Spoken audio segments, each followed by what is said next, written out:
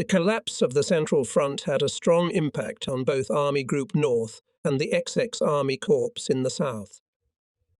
At the end of June, the right flank of the enemy forces broke through our defences in the area of the heights in front of Polotsk. The 132nd Infantry Division held a wide sector of the front in front of Yuknovo-Muskachevo and on the Velikaya section.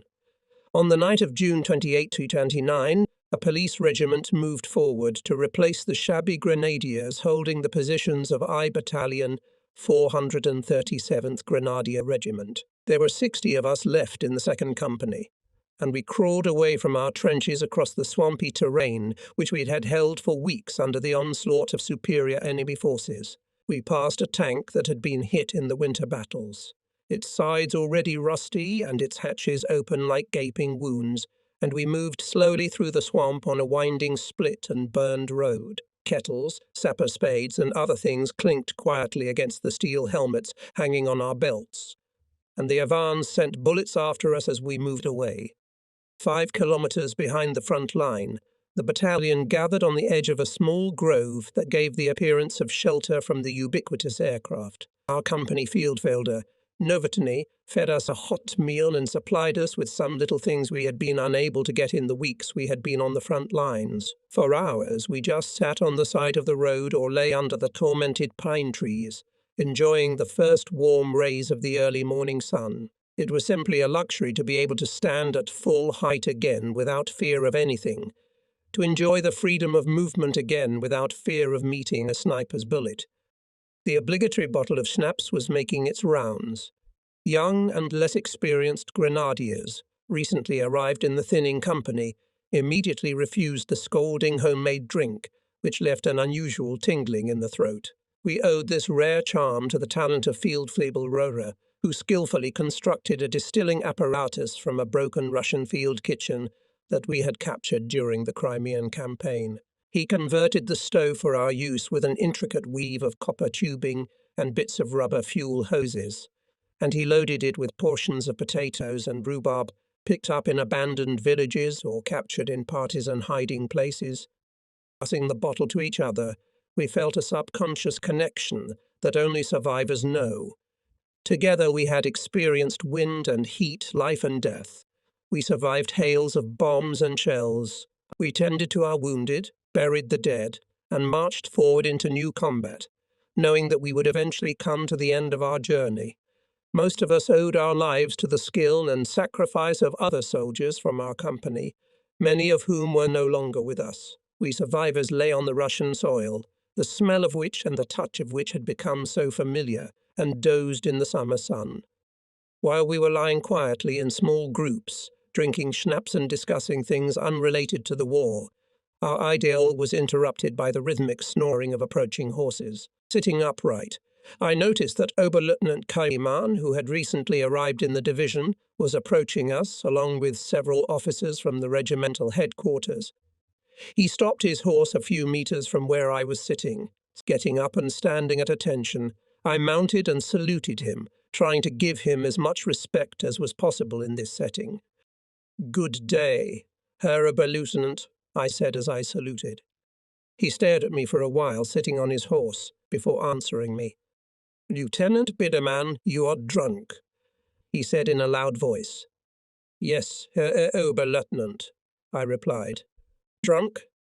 As I continued to stand, perhaps not quite steady for the straight position, the staff officers began to reproach me for my condition. After a few long seconds of angry tirade, I noticed Feldfeld Elpinov rising to his feet and heading toward us, holding a long burning cigar in the corner of his mouth. "What is going on here?" he said sharply, his usually clear and impeccable manners clearly affected by the excessive amount of schnapps he had consumed by the roadside. No one dare speak to our lieutenant in that tone. Suddenly he rushed past me and approached the mounted Oberleutnant, exclaiming, "We will not allow anyone to treat our lieutenant like a recruit." Without hesitation I rushed forward, trying to grab him by the shoulder to stop his verbal attacks, while Katzmann sat in his saddle, full of indignation, alternately shifting his gaze from me to the approaching field lieutenant, Before I could even stop him and Katzman could utter a dickish reply, Pinoff grabbed the bridle at the mouthpiece. Leaning over quickly, as if saying something softly to the horse, he pulled the big animal toward him, holding the bridle. Suddenly, the lighted cigarette touched the sensitive nose of Katzman's horse. The animal sprang up and broke out of Pinoff's hands. The Oberleutnant, taken by surprise, flew out of the saddle and landed on the sandy soil, which all the roadsides of Russian roads are notable for. Some grenadier rushed to him, seized the bridle of the frightened horse, and other soldiers came up to help the officer up. Rejecting their offers, Katzman got up from the ground and calmed his excited horse. He looked at me intently, turned away, jumped into the saddle, and, accompanied by his escort, rode past the hushed soldiers. The enlisted men gathered up the remaining portions of schnapps to exchange for sweets and cigarettes. A tangible amount of firewater found its way to Favoli, Einer, Beinhoff, and other company commanders, where it was consumed heartily. Some of the men of our company were so generous in distributing the surplus that eventually the source of this disturbance was traced, and I received a verbal reprimand from the regimental commander. I heard nothing more of this roadside incident, although I awaited with dread in my heart a summons for disciplinary action. Most likely, Oberleutnant Katzman, though characterized by intemperance and tactlessness in his decisions in various situations, well understood that to inflame the incident did not bode well under the circumstances.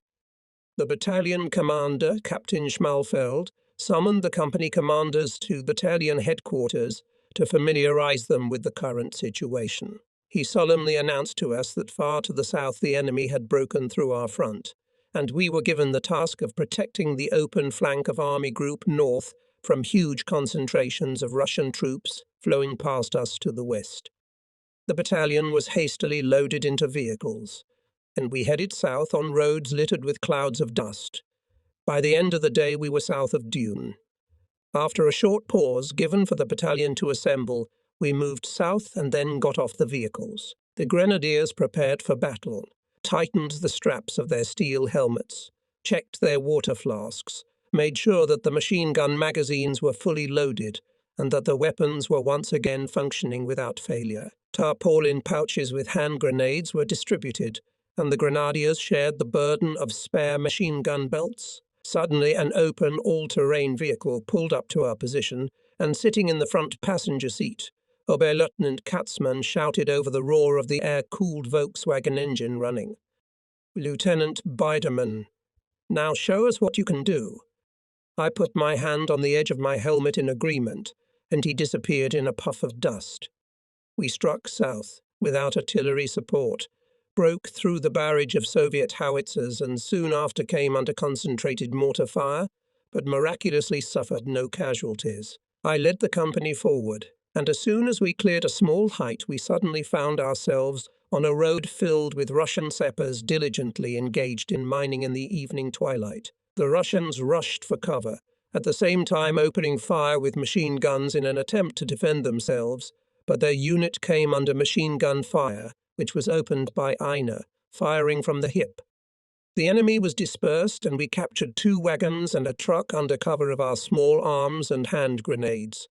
Within seconds it was all over, and the guns were silenced. We immediately began to search the corpses with which the road was strewn, and in the passenger seat of the bullet-riddled truck I found a dying Russian colonel. I quickly searched him, and in the last rays of the setting sun I found a blood-spattered clipboard, and next to the pleasant-smelling bars of soap and boxes of cigarettes I found documents and maps. Shoving the contents back into the leather bag, I slung it on my shoulder and joined the grenadiers, who were busy searching the carts for more trophies. At this point, the greatest value to the hungry grenadiers was that they had found several cardboard boxes labelled in pencil in English, and they vigorously stuffed their pockets and ration bags with the canned meat found in these boxes. An intelligence officer of the division later confirmed that the documents found with the mortally wounded colonel contained a detailed battle plan of the 3rd Belarusian Front, and from the maps it was possible to determine the main points of breakthrough of our defences. The documents also contained the basic principles of the new offensive system to be used against The offensive would be preceded by a powerful artillery preparation, followed by barrage fire on the flanks of the breakthrough corridor, and behind this, inside two walls of bursting shells, tanks and infantry enter the area, often no more than 100 meters wide. Again, the enemy uses our tactics. For the rest of the night, we did not allow the enemy to use this road. And the next morning, we moved south again and arrived at the site of an abandoned Soviet howitzer battery. Dozens of shell casings were scattered amid piles of empty and abandoned boxes, labeled Oscar Mayer, Chicago. To the south of us, at the same time, another battalion of our regiment was fighting. Owing to the barrage of this Russian battery, it suffered heavy losses, and the battalion commander, Major Schnepp, his adjutant, Lieutenant von der Stein, and many others fell on the battlefield. As a result of this attack, we went 30 kilometers deep into the open flank of the Russian army, whose formations in this area were aimed straight into a part of our homeland, the Baltic Sea and East Prussia. "Forward to Berlin" was the slogan of the Soviets. Father Stalin has ordered, and the Patriotic Front is tearing forward to destroy the hated German invaders. You must march westward to avenge your fatherland, the country of workers and peasants.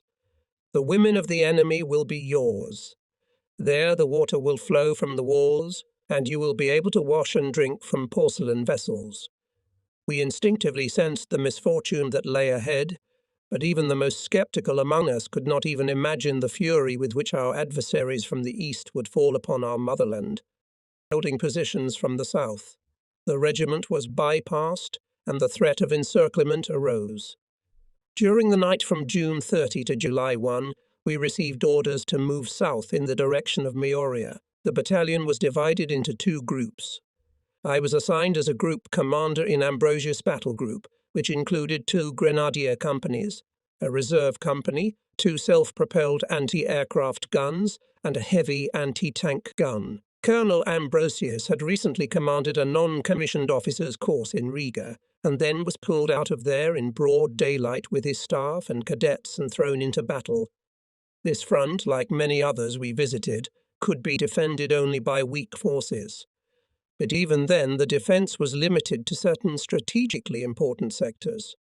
Our battle group was assigned to defend a section about 2 kilometers long. I set up an anti-tank gun and 20mm anti-aircraft guns on the left flank to cover the road that ran through our position to the southeast. The rest of the area was to be defended by infantry companies. 4 heavy machine guns and 2 80mm mortars reinforced the right flank. With the dawn rays of the sun, the Russians undertook a reconnaissance by combat, putting a company into action. By lunchtime, heavy artillery shells began to fall in our sector, and we soon found ourselves under a downpour of shells, which subsided only when the enemy again tried to break through our defences. We held our line of defence until July 4, when the Russians deepened our defences south of our right flank. The first company holding our right flank was forced to counterattack in an attempt to eliminate the enemy breakthrough, and the company commander was among others killed in this battle. At 14.0, our radio went silent. We could no longer establish communication with Colonel Ambrosius and his headquarters in Meoria. In order to establish communication with him in the direction of the right flank, a reconnaissance platoon of my old company was sent, and this unit, returning, could only report that they had found out that the city was occupied by the Russians.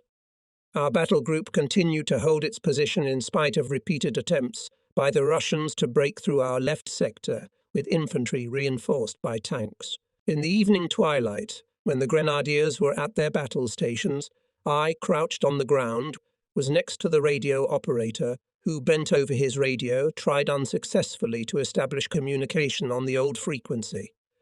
"Mina, Mina, please come online. Mina, Mina, please answer." Dusk thickened. I received an order, transmitted through the forward observers of the battery of 150mm guns, to withdraw 5 kilometers to the northwest. We feverishly prepared a withdrawal and, under cover of darkness, left our positions. The way was paved by our self-propelled anti-aircraft guns, on the chassis of which were full of soldiers from the infantry company. The remnants of the company followed behind with an anti-tank gun, another anti-aircraft gun, and the other two companies were in the rear guard. I joined in trailing ranks with two groups of the second company. The laconic order required us to withdraw at precisely 8 p.m., leaving no rearguard in position for cover. Before our retreat, there was again a firefight with rifles and machine guns, and heavy machine guns sending tracer bullets into the darkness. As we withdrew, Russian mortar platoons sent sporadic volleys, hitting the area left behind us. Their shelling received no response. We walked through the dense forest on a trail that eventually turned north. The advance patrol halted, and I hurried forward. After assessing the situation, we realized that we were surrounded and that there was no time to lose if we wanted to survive. From our position, we could see a village that was swarming with Russians, whose silhouettes flashed against the fires that lit up the whole area with an eerie purple light. I stood next to the 20mm gunner at the edge of the woods, about 100 meters from the first burning house. Miner had mounted his machine gun on the fender of the vehicle and was preparing to fire. The rest of our group kept behind us, sheltered by the shadow of the forest.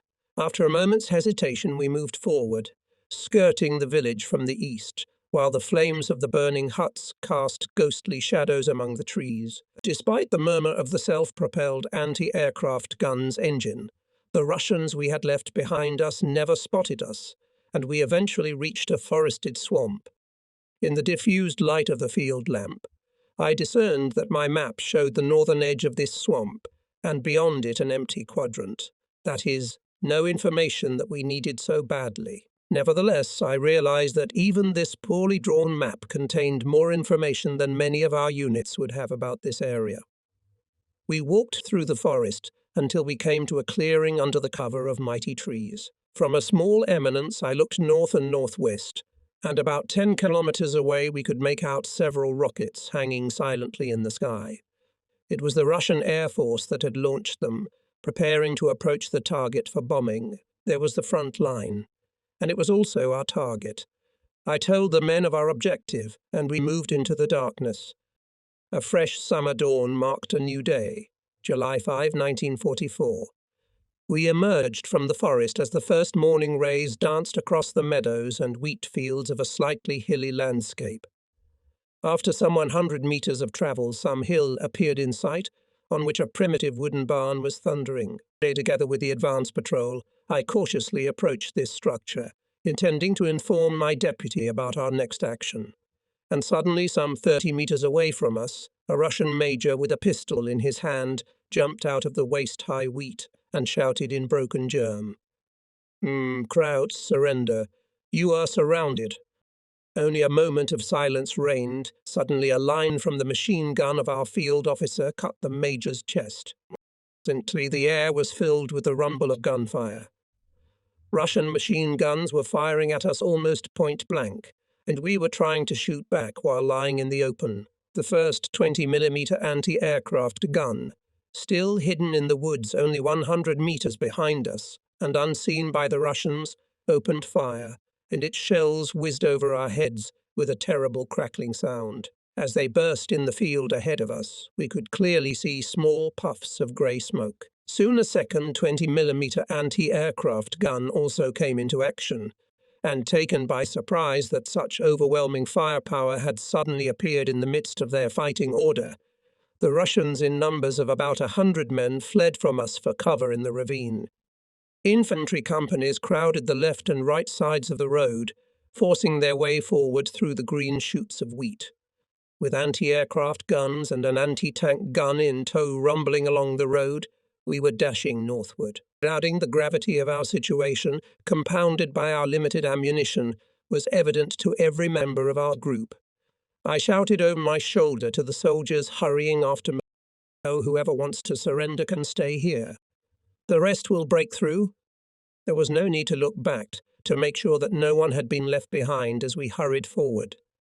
In the middle of the afternoon, we came to a village situated on a small hill that dominated the neighborhood.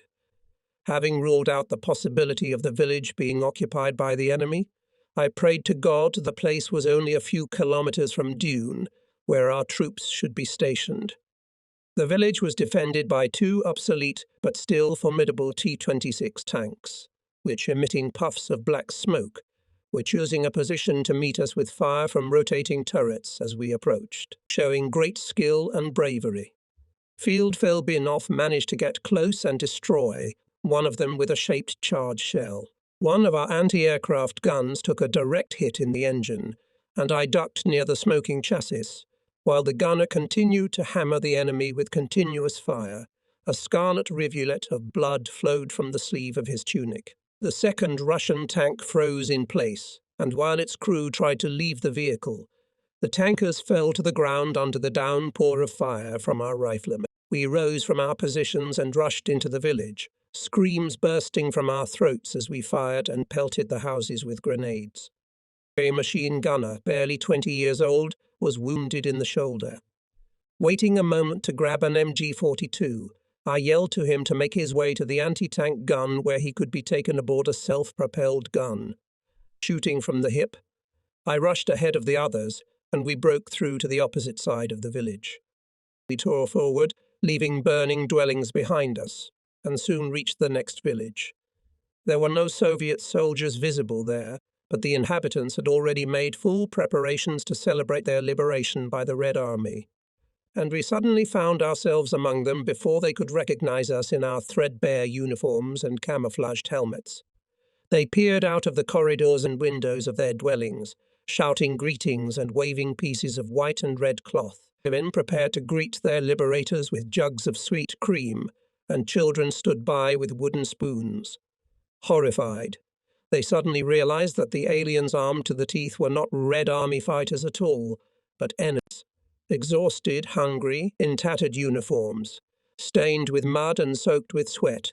We quickly swallowed the food and drink intended for our enemies, paying no attention to the frightened inhabitants. As the sun descended toward the horizon, we moved toward our goal. Suddenly a machine gun burst from our right flank, whistling overhead without harm, and in the distance along the edge of the road we could make out our distinctive helmets of a heavy machine gun crew ducking behind their weapons. With hearts pounding with excitement, we cautiously drew closer, shouting to them in German. When we approached them, they looked at us with eyes wide with surprise. In trying to fight their way back to their own, the soldiers of the infantry companies had requisitioned or seized the wagons on which we now loaded the machine guns and wounded.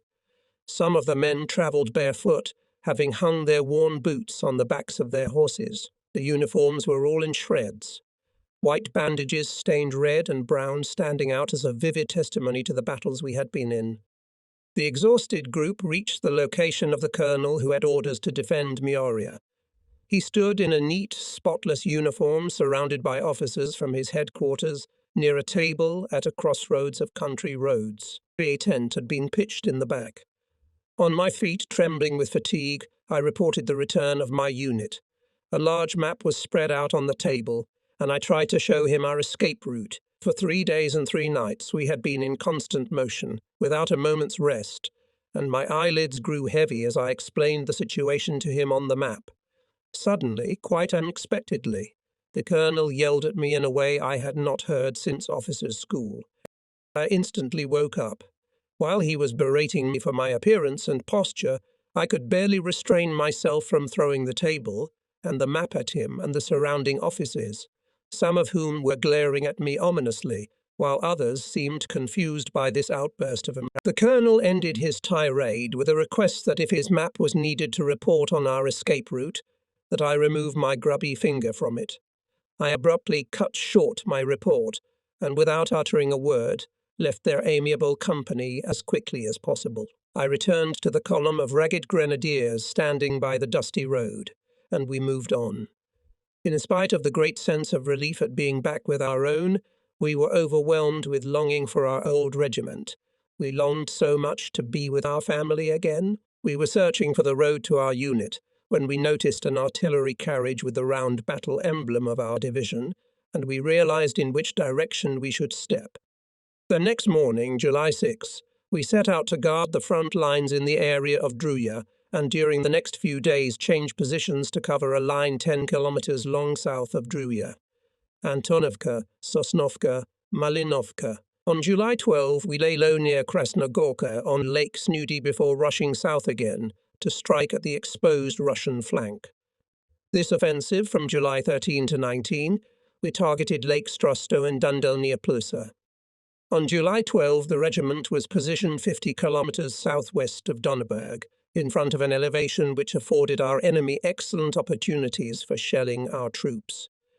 I was with the 2nd Company in a ravine that was being shot at from nearby Soviet positions. During the daytime, we only had to stick out of the clay holes in which we had burrowed, as we immediately attracted mortar and small arms fire. We repeatedly asked for artillery and assault gun support, for without these reinforcements it was almost impossible to silence the guns that were terrorizing us.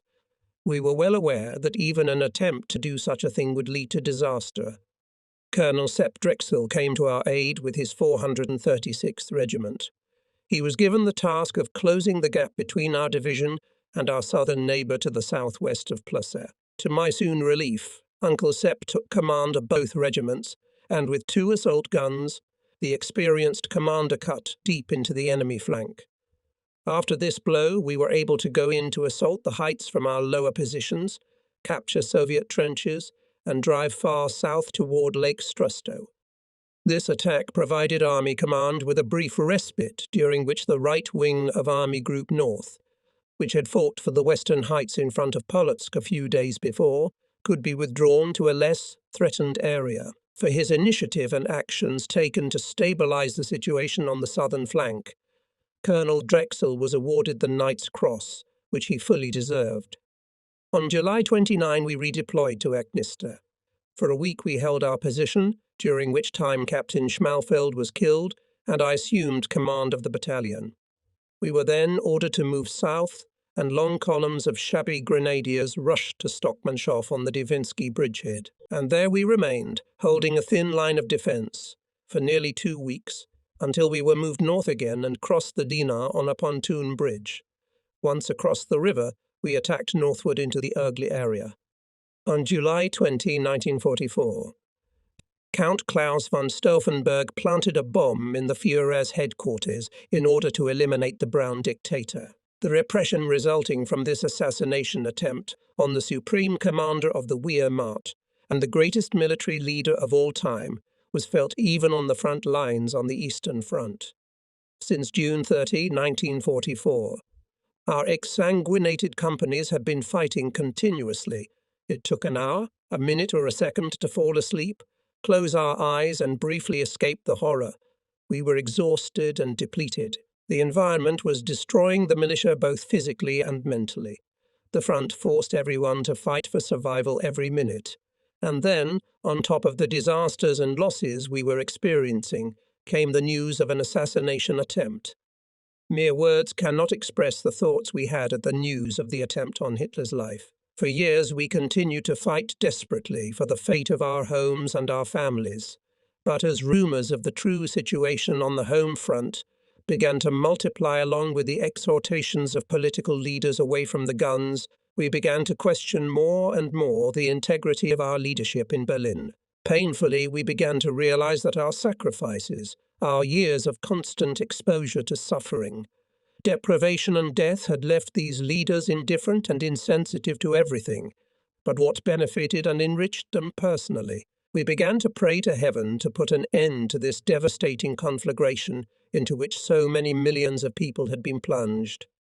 A week later, I learned from the advanced observers of the artillery regiment that the Feldgendarmerie had arrested General Lindemann's son. He was in an artillery regiment in the 132nd Infantry Division, and when the news of the assassination attempt on Hitler was announced, someone overheard him as if to say, "Too bad he's not killed," and he was denounced by one of his own soldiers. It was confirmed that our former commander, General Lindemann, was a member of the resistance group, and it is quite possible that the arrest of his son was the result of the so-called family responsibility, which was so zealously and ruthlessly enforced and carried out by the party clique. General Lindemann was an officer of the old school, a splendid military leader characterized by typical aristocratic manners. As division commander, he endeavored with all his might to achieve that the troops should be provided with the greatest possible care, and he displayed the most perfect professionalism during the offensive at Theodosia, Kerch, and Sevastopol. He always strove to ensure that the artillery, the Luftwaffe, and all means of combat support were organized and operated as efficiently as possible to reduce casualties. Several times during the fighting at Gaitolov, he risked his reputation and career by insisting, after careful study of the situation, that the offensive should be delayed or postponed while encountering strong opposition from the High Command. This may have cost General Lindemann the loss of prestige in Berlin, but such measures definitely reduced the magnitude of the losses that might have occurred with equally successful results. Also under his command, a massive Soviet offensive at Smedinja and near Lake Ladoga was repulsed. And now we are told that General Lindemann was a member of a resistance group. From this moment on, all reasons for self-sacrifice, for loyalty to the motherland and to the National Socialist government, all motives that inspired us to make sacrifices at the front, are forever questioned. This fact alone told us more than any other that this war was lost. The realization that an entire group of our most talented and proven military commanders had tried to assassinate our head of state, albeit a brutal one, proved to us that militarily we were unable to defeat the vast combined might of the Allies. The only thing that made us fight even harder was the realization that our Soviet enemy, should he invade our fatherland, would show no adherence to the unwritten laws of humanity and humanity. Another result of the attempt on the Führer's life was that, despite all efforts to exonerate him, Hitler, once the idol of millions, had become in the eyes of many nothing less than a dictator in brown, capable of taking any cruel, sadistic measures against his political opponents. Among his victims were our own field commanders, to whom we entrusted our lives and who controlled our destiny. In the eyes of the soldiers, Hitler's aura was destroyed. The explosive planted by Colonel Count von Stauffenberg did not kill the dictator, but it did undermine, if not destroy, the deification that had been so carefully planted and nurtured by the authorities in our youth. For some time there was an institution of political officers made up of National Socialists attached to military units. In the preceding years and months, they had been taken seriously by the soldiers at the front. At first they were usually experienced, reliable war veterans who, because of severe wounds, were no longer physically able to serve in the troops. However, as the military fortune began to turn away from us, it became obvious to us that they were becoming more and more like their colleagues in the Red Army, and the soldiers began to call them politruk among themselves. After the assassination attempt on July 20, the form of the military salute was changed.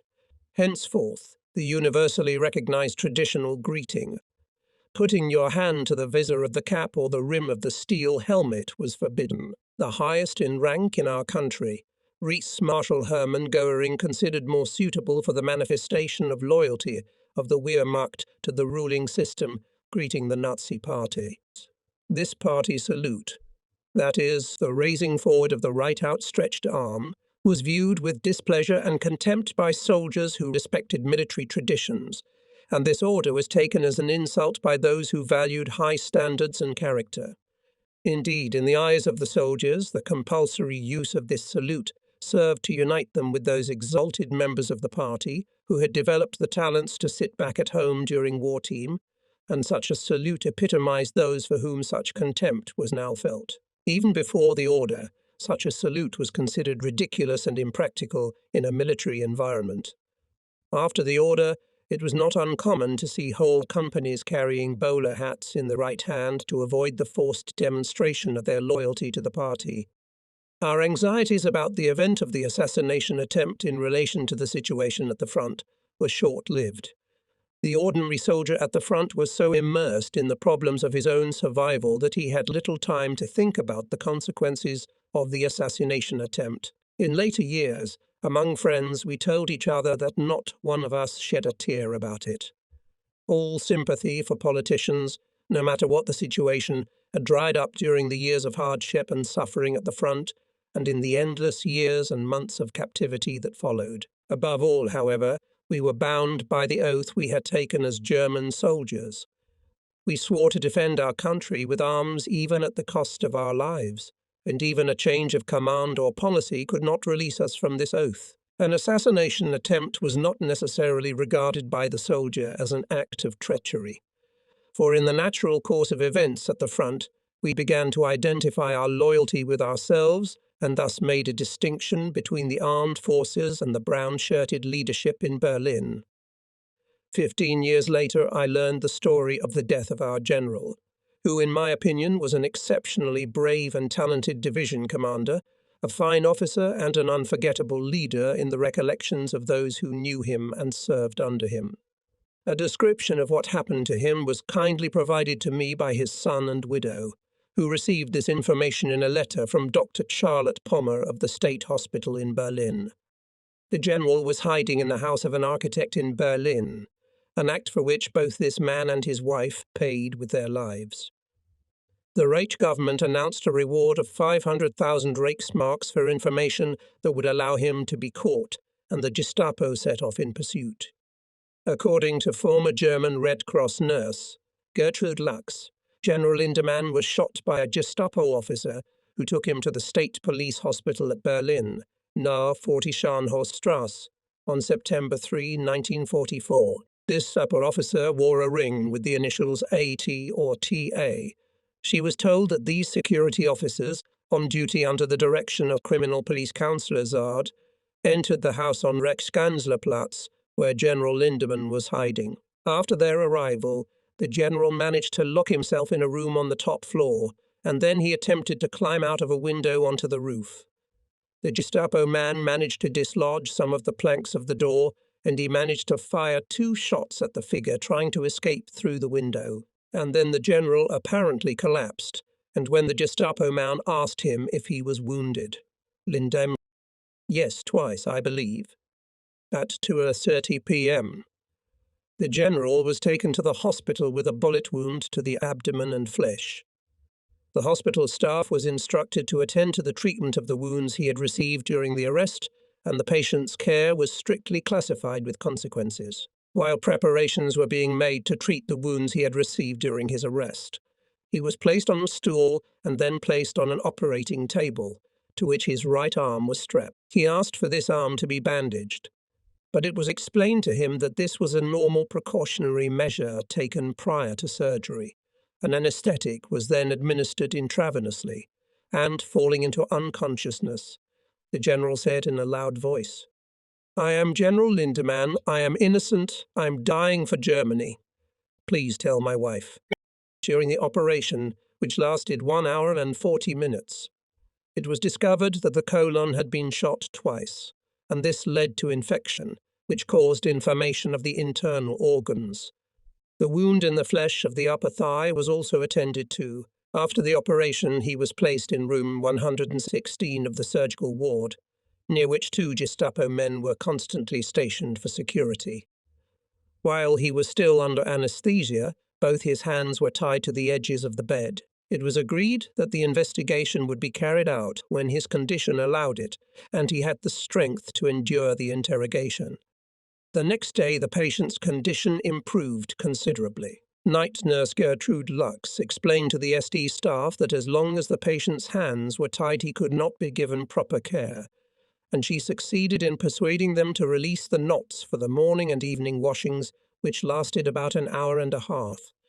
On September 4, an attempt was made through Frau Alexandra Roloff and Dr. Maria Dialan to notify the relatives of the patient's condition. On September 5, the bonds were removed from his wrists, and on post-operative examination it was found that peritonitis had set in, for which it was not advisable to arrange any immediate interrogation. Despite the severity of his wound, his circulation and blood pressure remained relatively acceptable.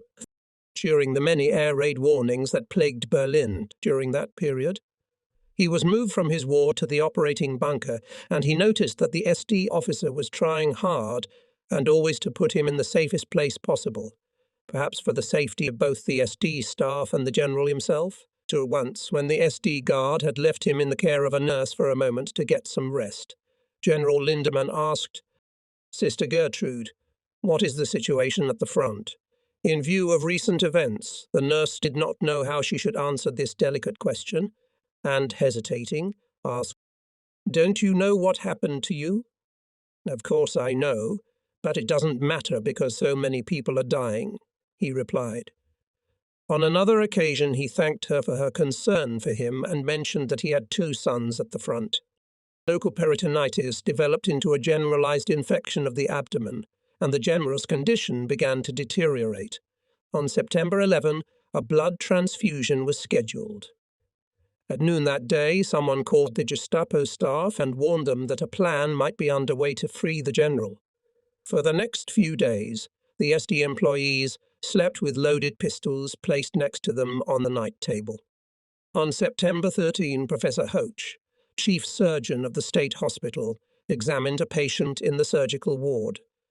When he introduced himself, General Lindemann simply closed his eyes and made no reply. The professor opened the wound and removed the tumor without the use of anesthesia. The general did not say a word or make a sound both during and after the examination. Having completed the examination, Professor Hoch contacted Criminal Police Councillor Zard by telephone and explained to the latter that the condition of the patient was very serious, and that an interrogation had to be conducted as soon as possible if the police wished to obtain any information at all from the general. After this conversation, Dr. Charlotte Pommer contacted Dr. Tietz, the director of the internal department of the hospital. It was decided that instead of the patient being routinely injected all night with medication to improve blood circulation, he would be given a large dose of pantopone. This decision was never carried out, because about half an hour later, the Gestapo showed up and interrogated the general for about 2 hours.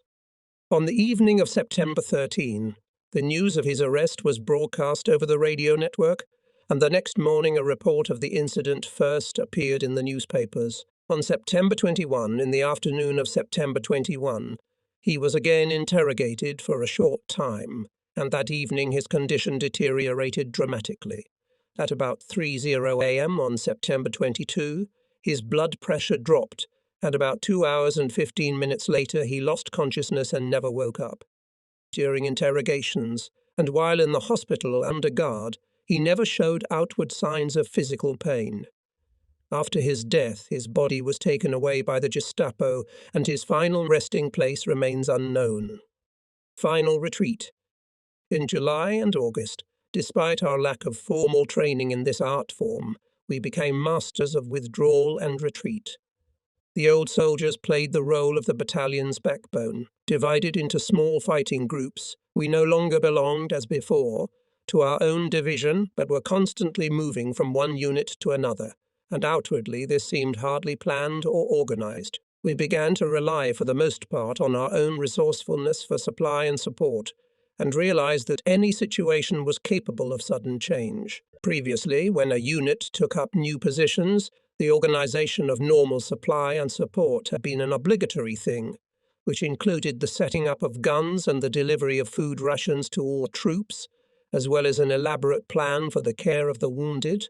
With the breakdown of the normal battle order, such systematic planning was no longer possible, and we increasingly had to worry about ourselves without expecting or relying on support from the High Command.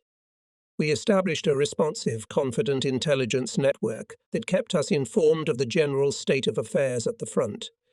On a large scale, the absence of mail for long periods was a sure sign that another major disaster had occurred. From our front positions, it was not always possible to make out what was happening a few kilometers away. But the grenadiers, those battle-hardened veterans, were quick to assess the situation around them and instinctively guessed at impending trouble.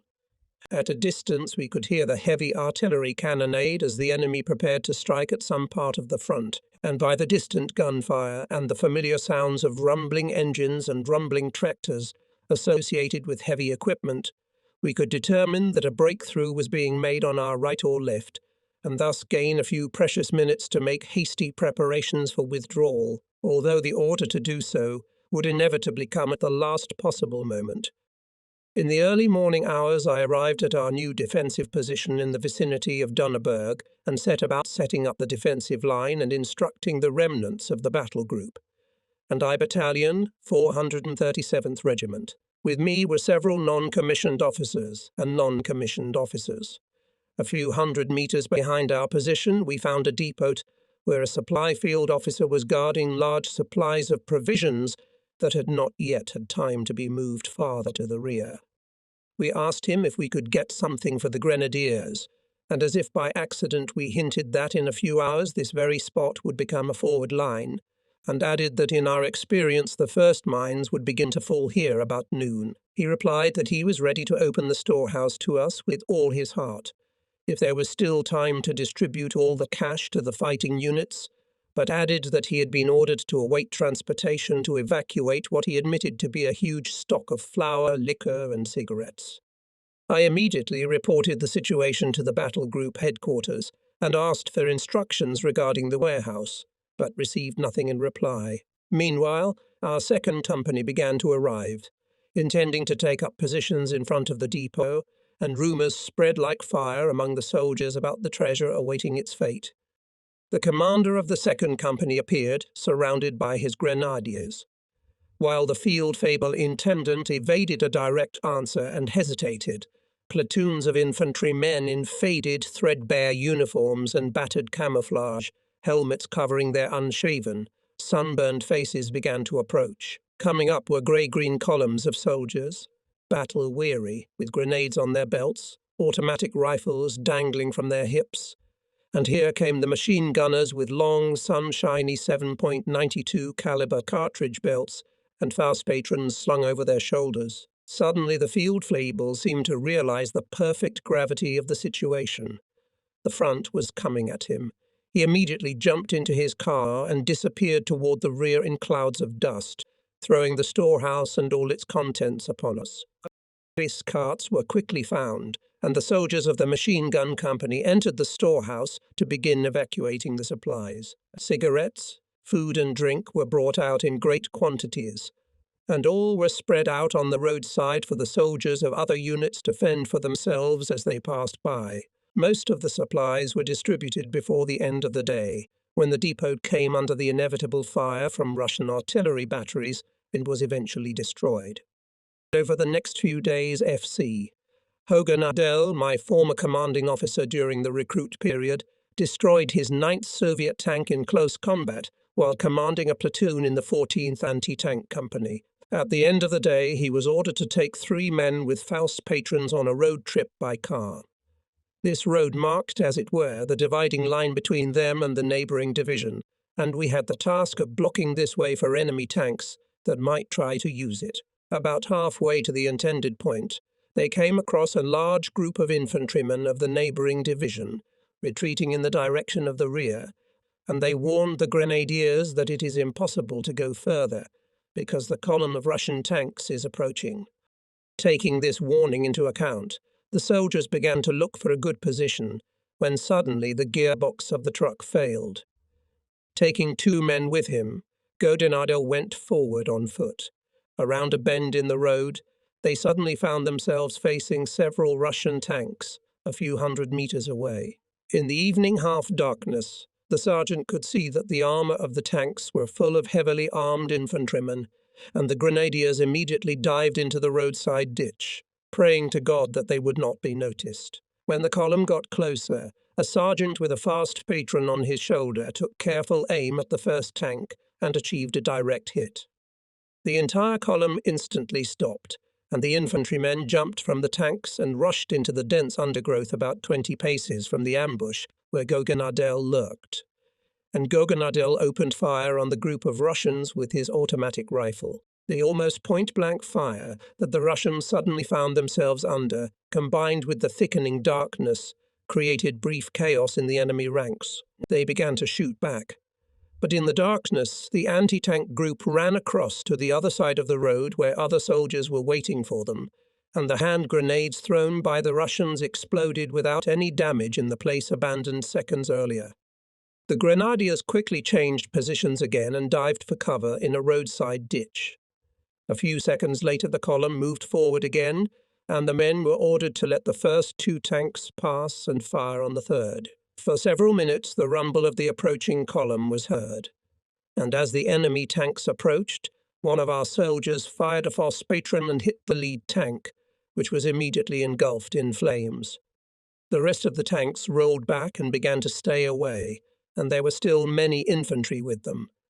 Many times inferior to the enemy in numbers, Guggeneidel's group nevertheless opened fire with machine guns and rifles and jumped out on the road, and the Russians fled in panic, despite their overwhelming advantage over the grenadiers. Meanwhile, the soldiers heard the noise of more tanks coming at them, which were about 100 meters from their positions, and the next tank they spotted in the glow of the fire on the tank that had already been hit was from the Stalin series, a 64-ton colossus that materialized out of the cover of night. Once more the false patron fired, and to the soldiers' horror, the shells struck the tank but failed to penetrate the armor. Fortunately, this tank stopped, backed up and retreated into the darkness. Guggeneidel went after it, keeping close, with his false patron at the ready, noticing that after the first hit the infantry had abandoned it. When he got within a few meters of the enemy vehicle, he fired the false patron at point-blank range. The shell pierced the thick steel and caused an explosion inside the tank. It quickly caught fire, and soon the fuel tank and shells inside the tank exploded. Several of our infantrymen arrived to reinforce this group, and it held the road until the next morning. This gave ample time for the sappers to destroy an important bridge behind this tiny unit, and by this the enemy attempt to drive a wedge between our two divisions along this road was thwarted. Midsummer 1944, during the battle south of Drissa Druzha, we attempted to link up with the 3rd Tank Army of Army Group Center in a blow that put us 30 kilometers beyond the Divina River. Despite all efforts, this attempt failed. July 10, between Army Group North and defeated Army Group Center, there was a gap 25 kilometers wide. In the Bobrisk cauldron, the Red Army destroyed 20 German divisions. This disaster is comparable only to the defeat of the 6th Army in Stalingrad. But the German propaganda machine almost did not mention the terrible disaster, trying to convince the population that this shameful defeat is actually even a kind of victory, although the enemy offensive on the Eastern Front killed thousands of German soldiers. Having won this great victory over Army Group Center, the Soviet Army made a triumphant march to Moscow. Later, while imprisoned as a prisoner of war, I met some of the soldiers who witnessed this rout, who survived and subsequently endured the march to confinement, the German soldiers. Those who managed to stay alive after surrendering were transported to Moscow. On this long journey, many died of thirst and exhaustion or unable to walk due to wounds or disease, were shot in masse at the places where they had fallen during the endless march.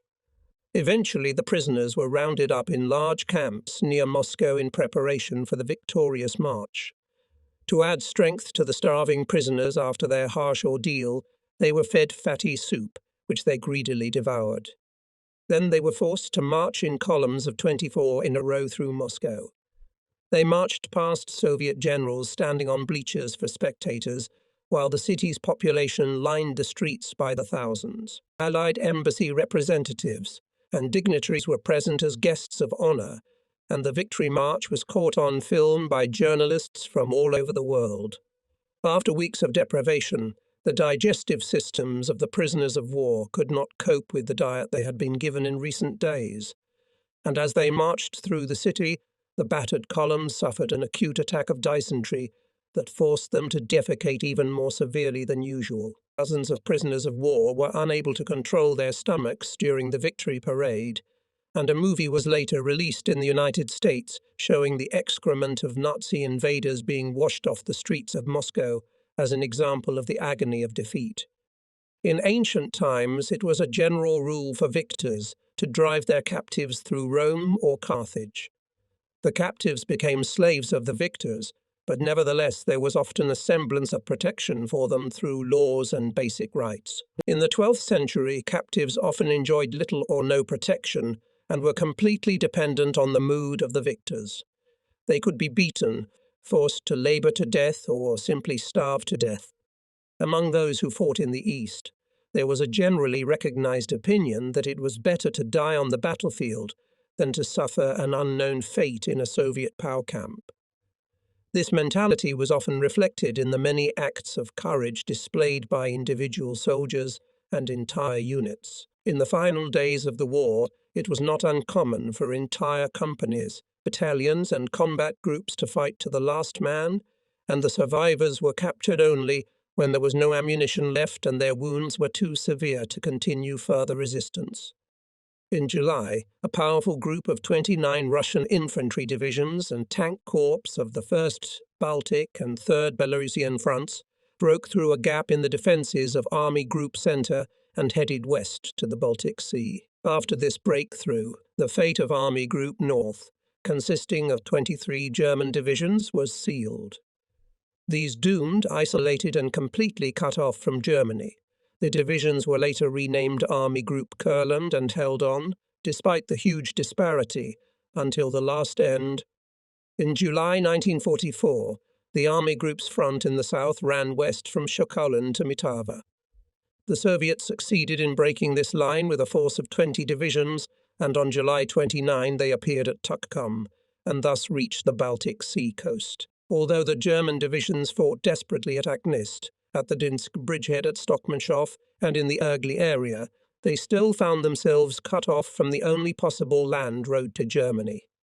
In August, General Count Strachwitz, with the help of his tank group, attempted to retake Tukkum, which was behind us. On August 20, he succeeded in capturing this strategically important section, and for a while we were able to breathe easier. This victory was considered a stunning achievement, not only for Count Strachwitz and his tankers, but also for the sailors of the cruiser Prince Eugen and its accompanying destroyers and torpedo boats, which fired from the sea Russian positions in Tuk. On August 21 and 22, we attacked the town of Ergli with the weakened I Battalion of the 437th Regiment. At the banks of the Oga River, we captured forward positions and attacked the Russians through the Ergli cemetery. Caught under mortar and artillery fire, we hid between graves while shrapnel hissed against the stone tombstones beside which we lay low, realizing that to remain in this place was tantamount to waiting for imminent death or injury. Follett and I fired on the run with assault rifles as we and the battalion headquarters advanced under fire. A short distance ahead of us, there was a shrubbery where there seemed to be some shelter, and I was zigzagging between the memorial slabs toward the shelter, when suddenly, a few feet away, I was astonished to see a pair of wide-open eyes staring at me from beneath a round Russian helmet. Our gazes must have been fixed on each other for ages. Instinctively, I managed to shout "Stop!" and the Russian sergeant's machine gun clinked at my feet. Solet, who was a few meters away from me, quickly tossed the grenade that had fallen beside him into the bushes and seized some Russian soldier who was trudging forward, stumbling and holding his hands above his head. A hasty examination of the place revealed that the sergeant had a field telephone hidden in the bushes, and Junior Ephraim Schreiber from the battalion headquarters took it for himself. But before that he contacted the Soviet unit at the other end of the wire and shouted into the receiver, "Yes, the Krauts are here." The telephone wire disappeared into the undergrowth, giving us a direction in which we were to advance. The Russian sergeant was directing mortar and artillery fire that threatened to disrupt our attack, and after his capture his unit could no longer receive information about our movements and location. We called for 80mm mortar fire, as well as the 150mm guns of the 13th Artillery Battery on the dominant elevation southeast of Ergli, and under cover of this fire attacked the hill with a force of 50 men. Follett, a former artilleryman who'd served in the Crimea with the 132nd Artillery Regiment, established communication between our position and our two divisional batteries, which had posted behind Ergli during the night. To hold the heights under the onslaught of a superior enemy, we developed a new but dangerous tactic. With only weak reinforcements, it was obvious that we could not hold our lines without reliable artillery support. During the night, we placed 2 machine gun nests in front of the crest of the hill. As soon as it began to get light, we abandoned these positions, withdrawing the soldiers to the back slope of the hill about 200 meters below the crest. As expected, the Soviets followed our retreating units. and as soon as we noticed the first Russian helmets appearing on the crest of the hill, I ordered 150mm shells to be fired directly at our former positions. Such a fire raid invariably brought success, and we drove the enemy back to his trenches, and at evening light we retook those positions. In this way we were able to hold our position on Egg Heights in front of Ergley for about 2 weeks. In the last days of August, Lieutenant Steinhardt arrived with 80 soldiers from the Luftwaffe to reinforce the battalion. They were attached to the 438th Grenadier Regiment and quickly became accustomed to their new role as infantrymen, proving themselves to be reliable and brave fighters. During this entire period, we maintained excellent relations with the regimental commander, Colonel Zertz, and his adjutant, Captain von Diemling. In the closing days of August, we were taken to the rear of the regimental reserve to some old estate near Ergley. After a long period of fighting, we finally found ourselves back with our old regiment. It was now commanded by one of the old Rubes from the 436th Regiment, Major Osner. He had heard about our defence of the Egg Height and drove up to us when we, together with 120 soldiers from the battalion, were lying resting in the churchyard in Ergley. He greeted me warmly, put his arm around my shoulders, and we briefly reminisced about the old days when we served together in our regiment. It was not said aloud, but we both realized very well that in all probability we were approaching our last and decisive battle. Speaking of how many of our comrades were already buried in the Russian soil, he stopped talking to get a better look at the emaciated, unwashed survivors lying on the ground, exhausted, and with tears in the corners of his eyes, he suddenly turned away and walked away. During the raids, the rear personnel were driven in increasing numbers into the infantry. Luftwaffe soldiers, still in their blue-grey uniforms and without a single day of training as infantrymen, undergoing hasty instruction in the use of automatic weapons, arrived at our place, completely unprepared to confront the ever-gaining strength of the enemy. For those in the rear, far from Russian guns, the phrase transfer to infantry took on a new, ominous meaning. It's the threat of service on the front line, where mines and artillery shells are bursting, where snipers consider killing a careless man a useful but deadly sport, and where people kill each other almost at arm's length. All this was enough to make the blood run cold in the veins of many rear guards.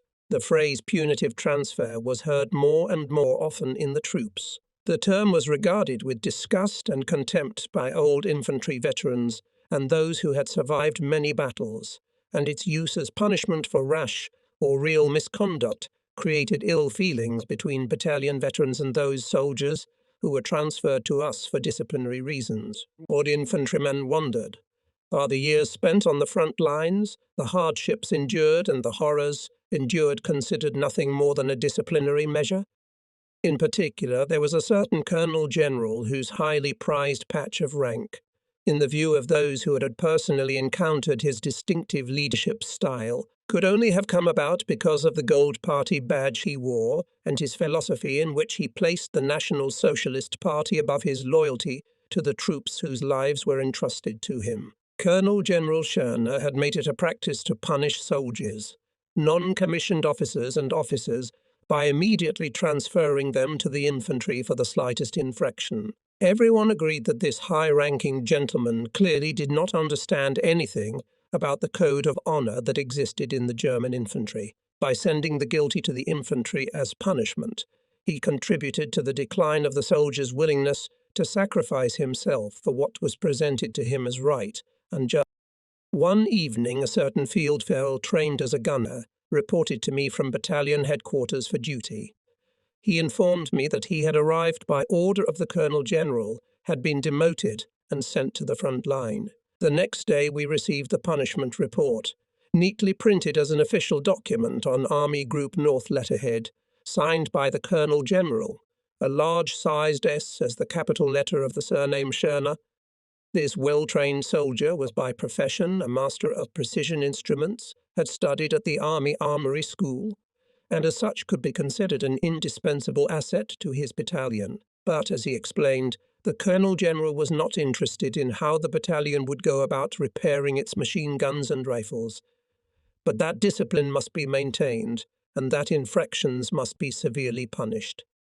This very infraction occurred when this field felbel was on the road to the rear depot to get urgently needed spare parts for unit's weapons. He was riding in the back of a regimental motor car when he noticed some high-ranking general at a crossroads, and, as was his custom, jumped off the car to give his report.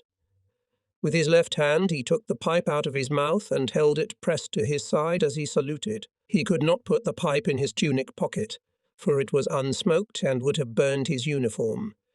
When he saluted, the general demanded to see what object he was holding in his hand. The field officer showed the officer with the crimson and gold patch on his collar, his pipe, and he was ordered to throw it away immediately.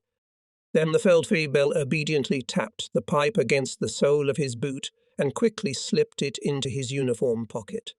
Such an action would have been quite calmly accepted by any reasonable officer. For this serious misdemeanor he was to be punished.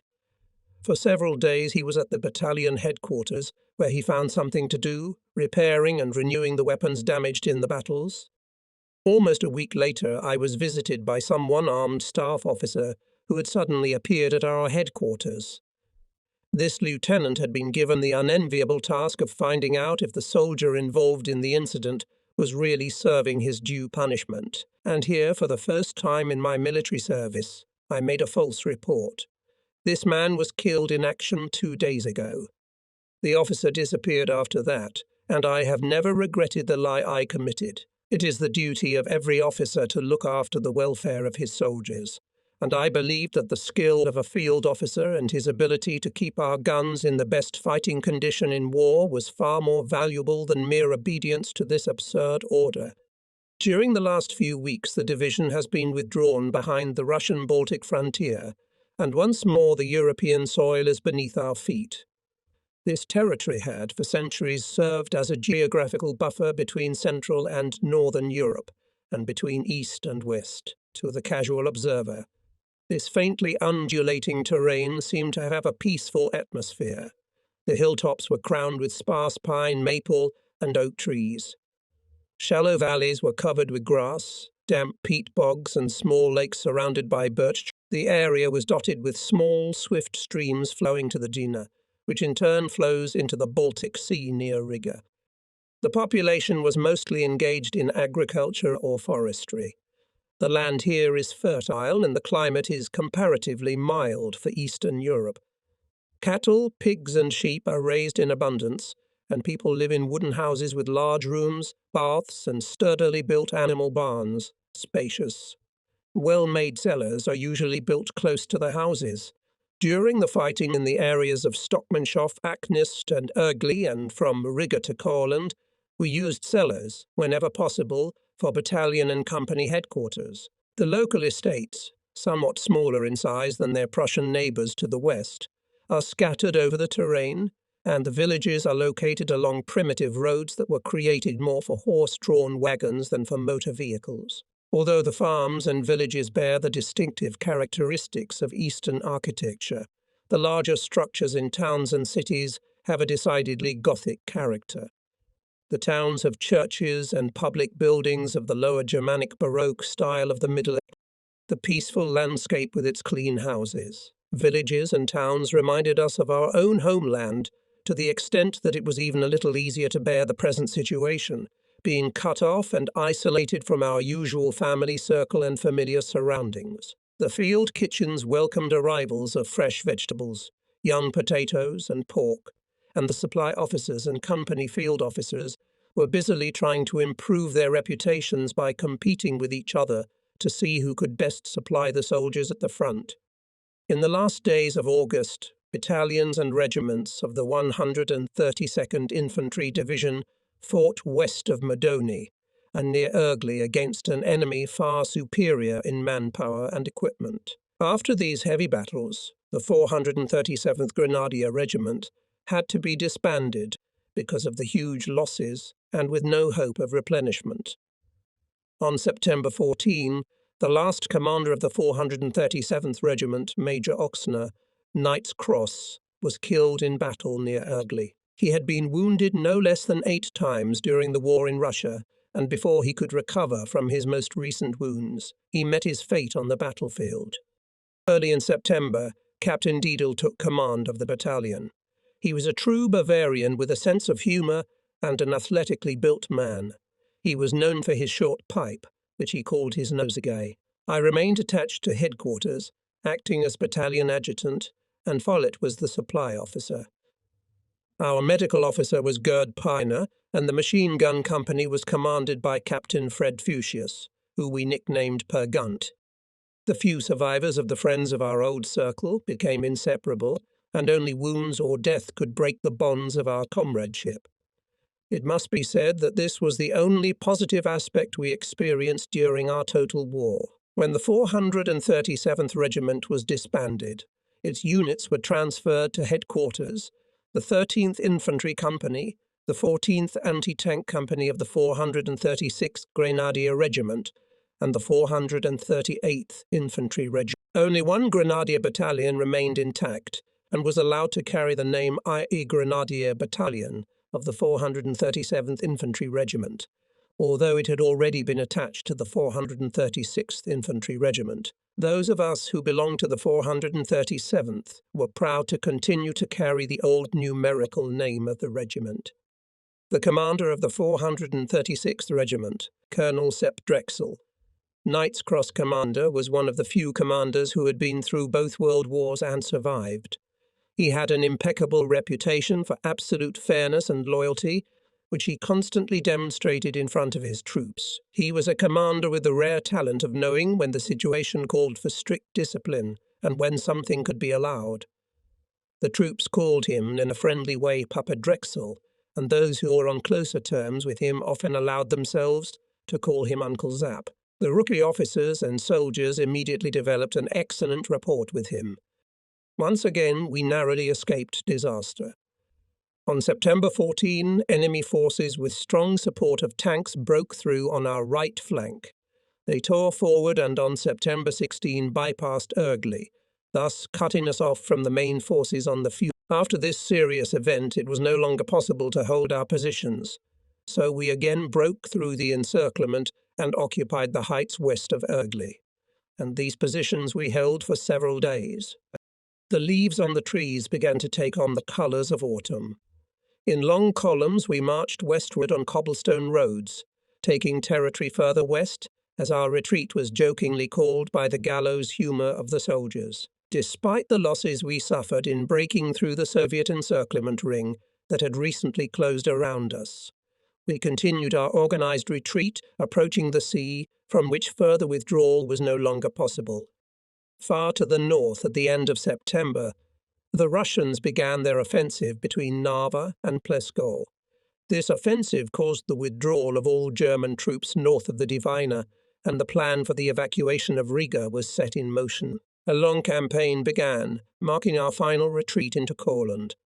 Riga is the ancient capital of the Order of Hanseatic Knights.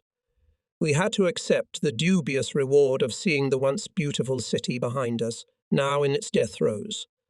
Primitive roads were clogged with dusty columns of trucks and tanks. Day and night, refugees with endless carts and handcarts, full of their belongings, marched through the Latvian capital. The air was filled with the roar of tired and maddened herds of cattle being driven westward along the cobblestone streets of Riga. The ominous appearance of the Russian attack planes became a permanent feature of our eerie situation as they rumbled over tiled roofs, displaying a clear five-pointed red star on their silver-gleaming fuselages. The fall of 1944 brought winds, rain, and cold nights. As was often the case wherever we fought, many roads once again became impassable quagmires. Exhausted, constantly hungry, and always freezing, the soldiers moved like machines from one position to another line of defense. The only respite from the enemy's pursuit came at sunset, when the creeping darkness sheltered us from the watchful eyes of death. Enemy troops, who quickly occupied our positions after the withdrawal, filled the void, passing through towns and villages in innumerable clouds. Ups of soldiers, tightly seated on the armour of giant tanks T-34, raging artillery and planes flying at a breakneck speed rolled into our next line of defence. and again we stopped and turned to face our tireless pursuers. October 1944 Operation Thunder. The last withdrawal of German troops to Kurland and the evacuation of Riga was carefully planned by the headquarters of Army Group North. At the beginning of October 1944, Major General von Natzmer signed an order to regroup the German troops remaining in the Baltic region on the last battlefield. On October 5, Operation Thunder began. When it was underway, the 132nd Infantry Division held its positions southeast of Riga. Beginning on October 6, behind us, the entire army pulled westward and moved in columns through the city and across the bridges over the Jena River. The army group was able to hold only a narrow corridor 45 kilometers long and 6 kilometers wide between Riga and Schlock, which was the only passage to Courland. All refugees and military units retreating before the Red Hordes were forced to cross the Dwina and AA on this piece of territory. As through formation, 2 divisions had to pass daily, and a mishmash of different military units across a narrow strip of land that was within range of Soviet artillery firing from close positions, beginning in the first days of October. This operation was a masterpiece in terms of planning and organization, and the planning was done by the talented Major General Frankiewicz of the 215th Infantry Division. His units assigned 1,000 officers and soldiers to organize and command the columns that slowly but methodically made their way to Courland. Several officers from the reserve were attached to maintain control during the evacuation, and Gussel Hickel told me later that strict measures were taken to regulate traffic and save as many lives as possible. All vehicles, whether their passengers were high-ranking staff officers or shabby soldiers, if they stopped on the road because of air or artillery fire or simply because of lack of fuel, were unceremoniously thrown off the road and drowned in the swamps that bordered the roadsides. Any abandoned military equipment was destroyed to prevent the enemy from using it, and wagons loaded to the top with wounded mixed with civilian refugees. The wreckage of war slowly creaked toward the sea in a hopeless attempt to elude the Red Army. The cold and gloomy night of October 12-13 descended on the soldiers occupying machine gun and rifle positions in the suburbs of Riga.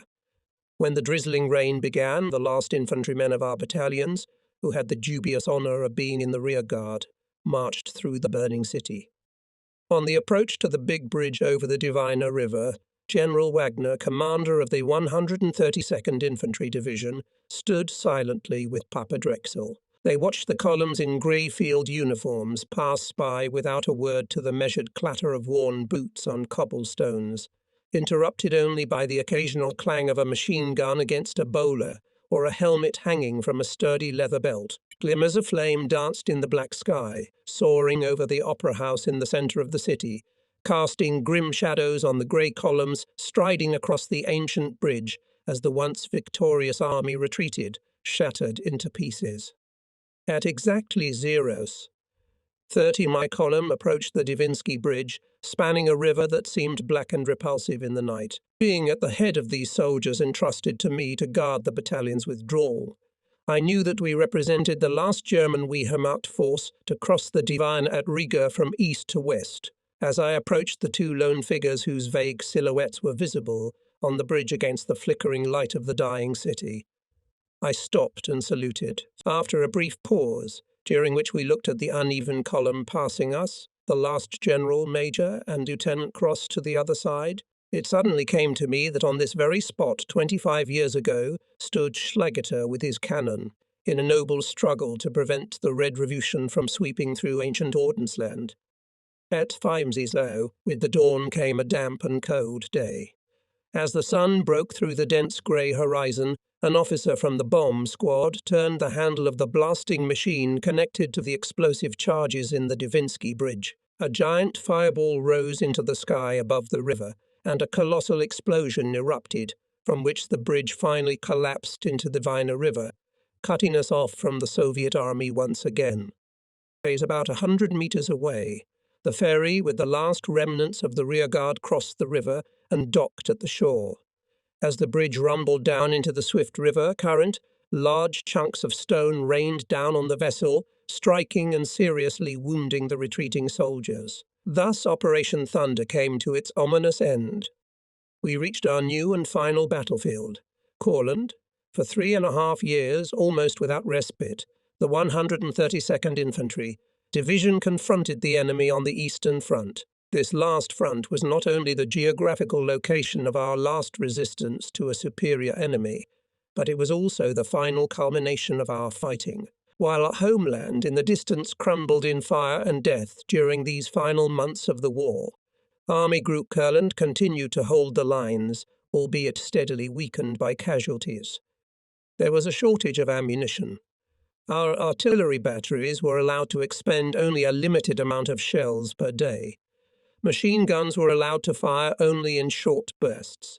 A whole machine gun belt was allowed to be expended only when an attack was repulsed. Our newest rifles, newly created and delivered to the troops in the last months of the war, were sometimes useless if they ran out of ammunition. Often soldiers had to rely on carefully camouflaged weapons caches set up just in case. This system applied not only to ammunition but also to fuel and food.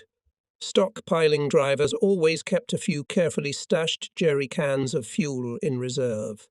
An extra sack of barley or dried rhubarb was always set aside for the horses. More and more often our supply lines were interrupted. Sometimes the movement of entire companies depended on the frugality of individual soldiers. In horse-drawn units, serious attention was always paid to the condition of the animals. All reports required the condition of both horses and soldiers. As with the soldiers, the ranks of horses on which any troop movement now depended were becoming rarer and rarer. Often horse-drawn wagons covered the distance to the front of 20 kilometers or more a day, during which time they had to dodge bursting shells and pass under the dagger fire of fighter squadrons. In the closing months, the troops in the Courland sack received little meat for their food, and many horses, suffering from shrapnel wounds which were sapping their strength, were turned over to the cooks for meat. After such desperate measures, our hopeless situation became perfectly clear to us. The cooks learned to make baked horse liver with onions.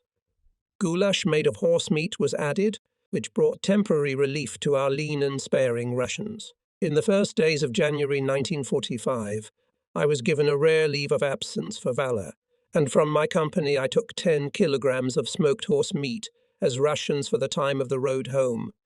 The meat was dark red in color and sweet to the taste, but was nevertheless taken with great relish.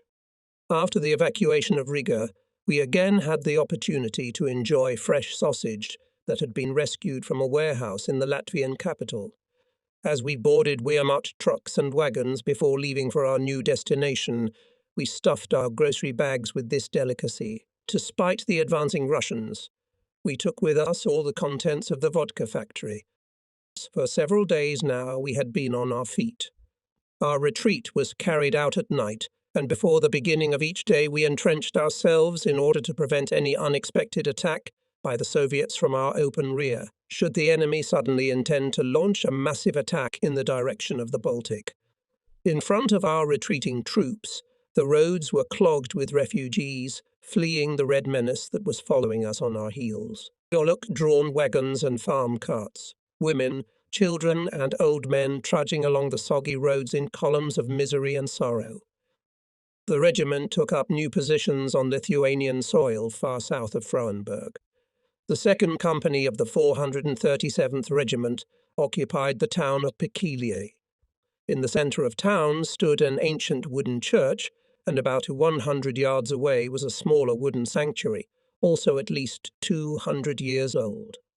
While we set up our positions, I looked around at the houses in this small settlement and chose the small log structure behind the shrine that housed our communications centre. The building was not impressive, but it was solidly built of thick logs and had several rooms that could serve as our administrative offices. Next to our communications hub, I found a small room about 3 by 4 meters in size. Light came in through one small window, and on the rough-hewn opposite wall hung an oil painting of the Madonna in a worm-eaten wooden frame. A large old wooden bed occupied the corner of the room next to the painting, complete with a warm but tempting mattress. All the other furnishings had been carried away by previous guests. A soft breeze wafted in through the open window. Shards of glass lay on the floor beneath the gaping window frame. I unbuckled my automatic rifle, hung it on a hook protruding from the wall beneath the painting, and stretched out in full uniform for a moment's rest on the bed, so that I could enjoy the unfamiliar luxury at least for a while. From far away came the noise of soldiers working on their equipment and fortifying their positions. I tried to concentrate on our retreat and the rearguard battles of the previous days, and staring at the ceiling in the dim light of the room, I soon fell asleep. I awoke when dusk had fallen upon the settlement near Paikiliar, and the diffused golden light of the setting sun was streaming in through the lone window in the room. Lifting myself slightly on the mattress, I could barely make out someone's quiet footsteps. Someone was walking quickly but softly between the houses. I was jerked up sharply by the bursting of several hand grenades behind the wall of my log house, and in the dim light I struggled to my feet and searched for my weapon. I lunged forward, frantically searching for my Miss R40 assault rifle. Out of the corner of my eye, I caught the movement of a figure in a helmet and protective suit appearing in the window. Instantly, the barrel of a Soviet assault rifle, recognizable at first glance, slid through the window, and the machine gun bursts filled the room with a deafening rumble. Throwing myself on the floor, I crawled as hard as I could to my weapon, which was hanging above me, while the bullets were pounding the wall. Keeping my eyes on the window, I saw the round helmet of a Soviet infantryman behind the bright flash from the barrel, under which I could see the clear outline of a round magazine. As I desperately strove to reach my weapon, the enemy machine gun's lines continued to hammer on the wall directly above me, filling the closed room with smoke, powder gas, copper casings, and wood chips. Finally, I grabbed my MP40, instinctively rolled over onto my back, and fired in the direction of the flashes of enemy machine gun fire. Praying to God that a Russian grenade wouldn't follow here, I held the trigger and emptied the entire magazine right through the window. I was out of ammo in seconds, and as I pulled out another magazine, I felt a silence descend on the room. The smoke and dust slowly settled in the diffused light, and in the distance I could hear the frequent firing of machine guns and the occasional explosions of hand grenades, accompanied by the shouts of soldiers defending their positions against the Soviet attack. Taking out an empty magazine and inserting a loaded one into the machine gun, I crawled to the window and cautiously peered out through the broken frame onto the village street. In seconds it was all over. The enemy soldier who had fired into my room was gone. The only traces of his presence were the dozens of 7.62mm caliber bullet casings that littered the ground near the window and the floor of the room. Shocked, I surveyed our positions and was relieved to find that we had no casualties. The Soviets had left their 2 killed and several wounded. I returned to the log building, intending to leave my deceptively attractive place of abode, which had almost proved a death trap for me. As I examined my room, I noticed that a whole line of enemy machine gun fire had passed over an oil painting. The frame had been shattered and destroyed. It was evident that an enemy soldier, passing quickly by my window, had noticed the movement at the very moment I was sitting on my bed.